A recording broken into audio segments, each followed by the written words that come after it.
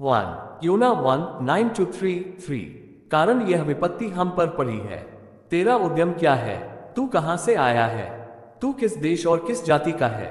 9 उसने उनसे कहा, मैं इब्री हूं और स्वर्ग का परमेश्वर यहोवा जिसने जल स्थल दोनों को बनाया है उसी का भय मानता हूं। 10 तब वे बहुत डर गए और उससे कहने लगे, तूने ये क्या किया है? वे जान गए थे कि वह यहोवा के सम्मुख से भाग आया है, क्योंकि उसने आप ही उनको बता दिया था। 11 तब उन्होंने उससे पूछा, हम तेरे साथ क्या करें जिससे समुद्र शांत हो जाए? उस समय समुद्र की लहरें बढ़ती ही जाती थी।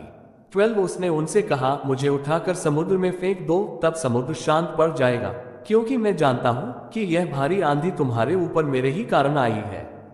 13 तो भी वे बड़े यत्न से खेते रहे कि उसको किनारे पर लगाएं, परंतु पहुंच न सके, क्योंकि समुद्र की लहरें उनके विरुद्ध बढ़ती ही जाती थी। 14 तब उन्होंने यहोवा को पुकार कर कहा, हे यहोवा, हम विनती करते हैं कि इस पुरुष के प्राण के बदले हमारा नाश न हो और न हमें निर्दोष की हत्या का दोषी ठहरा, क्योंकि हे यहोवा, जो कुछ तेरी इच्छा थी वही तूने किया है। 15 तब उन्होंने योना को उठाकर समुद्र में फेंक दिया और समुद्र की भयानक लहरें थम गईं। 16 तब उन मनुष्यों ने यहोवा का बहुत ही भय माना और उसको भेंट चढ़ाई और मन्नतें माई।